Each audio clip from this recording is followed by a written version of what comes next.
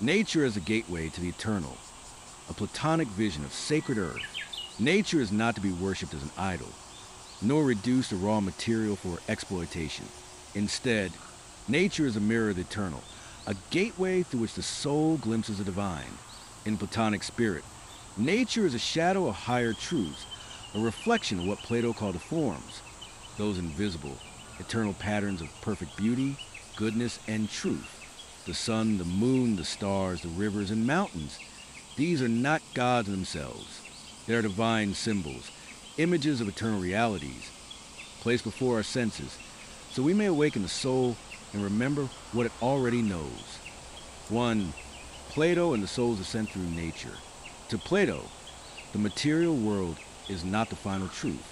It is a stepping stone, a riddle wrapped in beauty that points beyond itself.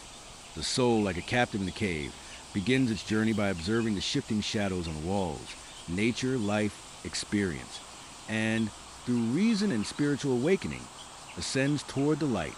That ascent begins with awe. The stars ignite wonder. The rhythm of the seasons stirs inner harmony. The ocean's vastness awakens the memory of eternity. This awe is not emotional indulgence. It is soul memory, a reminder that we come from a realm of perfect beauty and long to return. 2. Nature as a visible soul of the cosmos. In Timaeus, Plato offers one of the most profound visions. The world is a living being, a single organism fashioned by the divine demiurge. It has a soul. It is rational. It is alive with purpose. Thus, nature is not dead matter. The sky is not empty. The earth is not silent. Nature is the ensouled body of the cosmos, and by contemplating it, the human soul remembers its divine origin. When we sit beside a river, we are not just observing water. We are entering into conversation with a living current of the world soul. When we gaze at the stars, we are not stargazing. We are listening to the harmony of the spheres. 3. From worship to contemplation. Nature as initiation.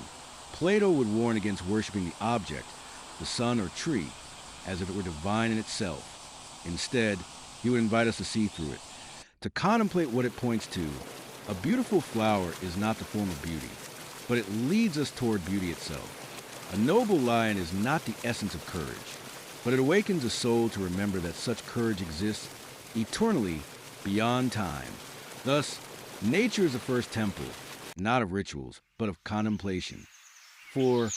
Spiritual trance as Platonic remembrance. When one experiences a trance in nature, losing the sense of self beneath a night sky or in a windswept desert, it is not escapism.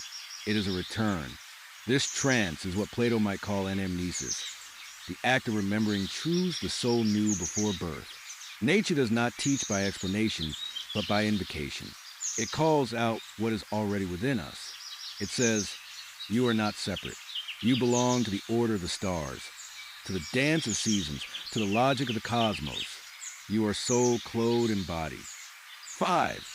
Nature as a philosopher's first teacher. Before Socratic dialogue, and before books, there was the wind, the tree, the sky. The philosopher was first a child of the earth. Looking up, the stars inspired geometry. The river inspired dialectic. The mountain inspired the longing to ascend. Plato's academy itself had olive trees, a sacred grove where students walked as they learned. For the Platonic mind, philosophy was not detached from nature, it was rooted in it. Final reflection. Nature as the divine's memory trace. Nature is not God, but it is a handwriting of God, the memory trace of eternity in the temporal world. Plato's vision leads us to approach nature not as God, but as guide, a revealer of the realm beyond. In nature, we are not called to worship matter, but to awaken mind, not to idolize creation, but to contemplate its patterns until our soul recognizes its homeland. Nature, then, is not the God, it is the stairway to the good.